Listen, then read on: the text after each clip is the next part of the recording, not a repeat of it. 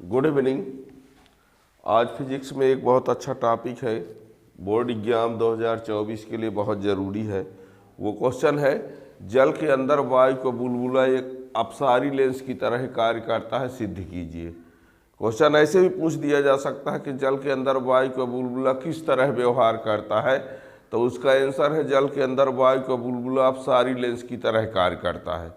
अब कैसे अपसारी लेंस की तरह कार्य करता सिद्ध करके बताइए, तो ये प्रश्न है ना।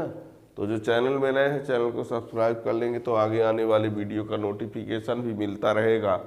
तो टॉपिक है आज का, जल के अंदर वायु का बुलबुला अपसारी लेंस की तरह कार्य करता है, सिद्ध कीजिए। सिद्ध कीजिए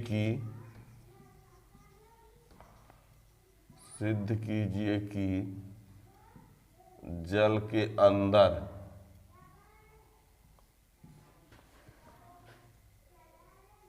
वायु का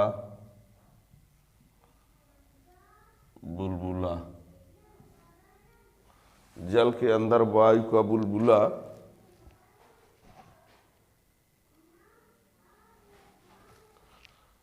अपसारी लेंस की तरह कार्य करता है।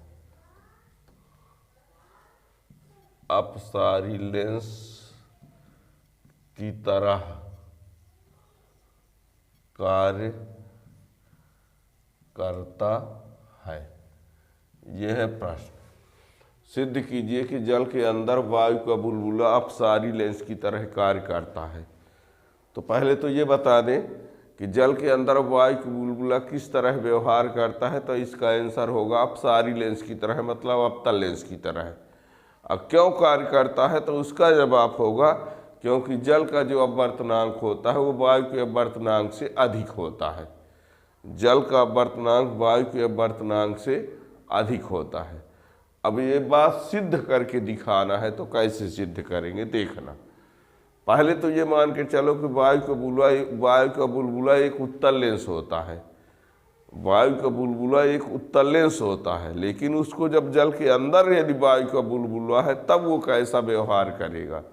यदि वो जल के बाहर है, जल के बाहर है तो वायु का बुलबुला जो है एक उत्तल लेंस जैसे होगा, लेकिन जब वो जल के अंदर हो जाता है तो वो वायु का बुलबुला अवतल लेंस की तरह कार्य करता है।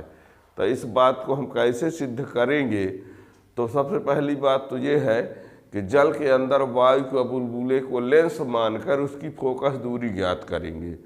वायु के बुलबुले को एक लेंस मानेंगे और जल के अंदर रख करके और उसकी फोकस दूरी ज्ञात करेंगे। यदि फोकस दूरी का मान ऋणात्मक आ जाएगा तो ये बात सिद्ध हो जाएगी कि वो अपसारी लेंस की तरह कार्य करता है। क्या कहा हमने, वायु के बुलबुले को एक उत्तल लेंस मानिए। जब वो जल के बाहर है तो वो एक उत्तल लेंस है, और उत्तल लेंस है तो उसकी फोकस दूरी धनात्मक होगी। लेकिन उसी वायु के बुलबुले को जल के अंदर ले जाएंगे और जल के अंदर ले जाने के बाद उसकी फोकस दूरी ज्ञात करेंगे, और यदि वो फोकस दूरी का मान ऋणात्मक आएगा तो ये बात सिद्ध हो जाएगी कि जल के अंदर वो वायु का बुलबुला अपसारी लेंस की तरह कार्य करता है। ठीक है ना। तो देखिए हल में,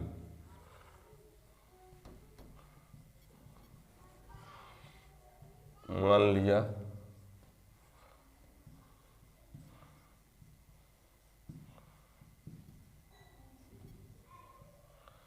वायु के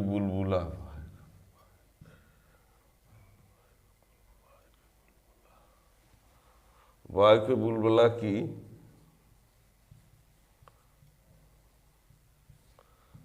त्रिज्या R1 व R2 है, जबकि वह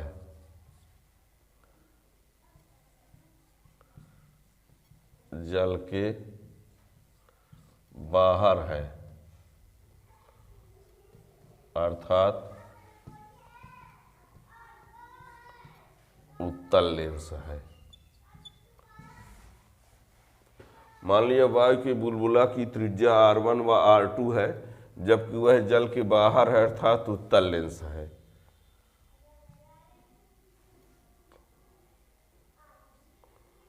तो 1/m F A equal to A mu W -1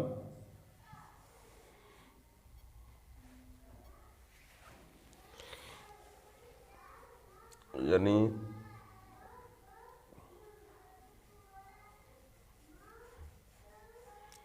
mu लिखे देते हैं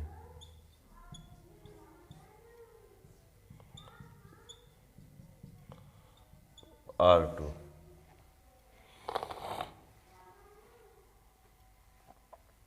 ठीक, जब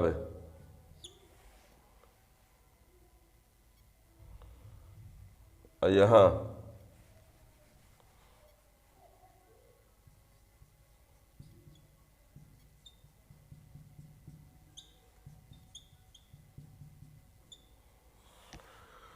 R1 R2 को हम बराबर माने आ ले रहे हैं। अब एक उत्तल लेंस की होगा तो R1 प्लस होगा, R2 माइनस होगा, तो यहाँ पर क्या लिख देना पड़ेगा?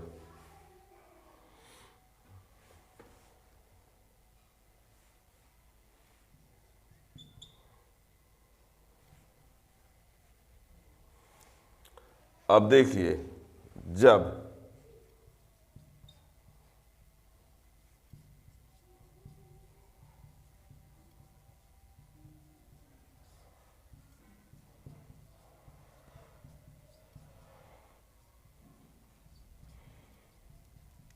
वायु का बुलबुला जल के अंदर होगा, जब वायु का बुलबुला जल के अंदर होगा, जब वायु का बुलबुला जल के अंदर होगा तब क्या होगा? 1/F इक्वल टू ये W म्यू ए -1 और 1/R1 -1/R2। अब ये 1/F इक्वल टू इसका मान होता है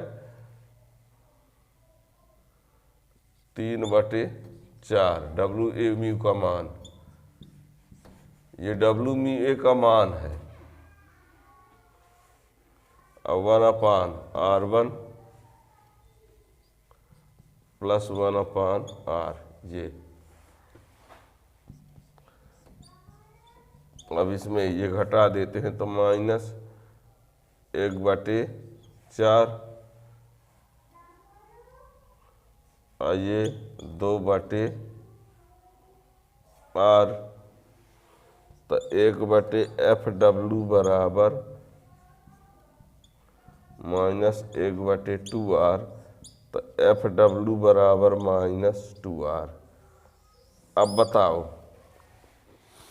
जब ये वायु का बुलबुला जल के अंदर हो गया तो हमने FW लिख दिया उसकी फोकस दूरी को। जल के अंदर वायु का बुलबुला, वायु का बुलबुला है तो FA, लेकिन जब जल के अंदर हो गया तो इसको FW लिख दिया हमने। तो FW का मान क्या है? ऋण में आ रहा है। वायु का बुलबुला जब बाहर था, यानी वायु जल के अंदर नहीं था, तो उसकी फोकस दूरी FA था जो कि धन में था। अब जब उत्तल लेंस था तो, है ना, और जब ये जल के अंदर हमने कर दिया तो FW का जो मान आ रहा है वो ऋण में आ रहा है। और ऋण में आ जाने का अर्थ हुआ कि उसकी फोकस दूरी जल के अंदर ऋणात्मक होगी, और जब ऋणात्मक फोकस दूरी होगी तो ऋणात्मक फोकस दूरी किसकी होती है? अवतल लेंस की। ऋणात्मक फोकस दूरी किसकी होती है? अवतल लेंस की। ठीक है ना। तो ये कन्फर्म हो गया, ये कन्फर्म हो गया कि जल के अंदर वायु का बुलबुला अपसारी लेंस की तरह कार्य करता है। ठीक है ना। तो ये प्रश्न आपसे 3 प्रकार से पूछ सकता है। पहला, जल के अंदर वायु का बुलबुला किस तरह व्यवहार करता है, सिर्फ ये प्रश्न। तो लिख देंगे जल के अंदर वायु का बुलबुला अपसारी लेंस की तरह कार्य करता है। दूसरा, ये कह सकता है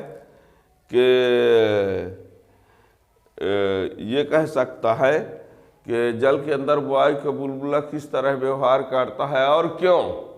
तो ये कह देंगे जल के अंदर वायु का बुलबुला अपसारी लेंस की तरह कार्य करता है क्योंकि जल का अपवर्तनांक जो होता है वायु के अपवर्तनांक से अधिक होता है।